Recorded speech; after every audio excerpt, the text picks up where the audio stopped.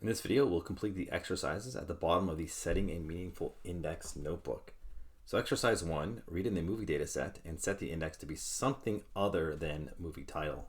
Are there any other good columns to use as an index? We actually just saw that this isn't the case. There really aren't any other columns. Let's go ahead and read this in and do movie.head. So there really aren't any other good columns here. I don't think any of them are unique.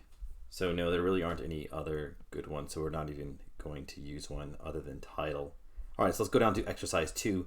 Use setIndex to set the index and keep the column as part of the data. All right, so that is possible. Let's say movie2 equals movie.setIndex, and we'll set the index as title. But if we press Shift Tab Tab, you can see this drop parameter is set to true. So by default, that means it'll drop it out of the columns. It'll no longer be a column. And if we set this equal to false, then it will not drop it. In fact, it'll keep it as a data frame column. So this isn't something common to do, but you can certainly do that if you would like. So now the title is both the index and a column. All right, moving on. Exercise 3, read in the movie dataset and set the index as the title column.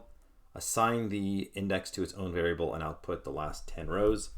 So we already have, movie2, we'll just use this. It is set as the title column is set as the index. It says to get the index itself. So this is a case where I want you to actually get the index and then get the last 10 values.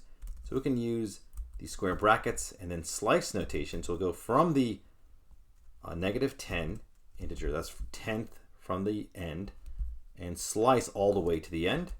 And that's how we can get the last 10 movie titles.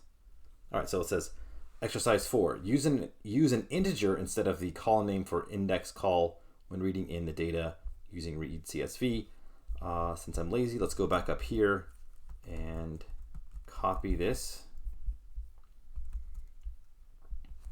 So the index call parameter, like I said originally, it can be a string, but it can also be an integer of the location of which column it is. So you can say, I want column number 5 or number 10 or whatever.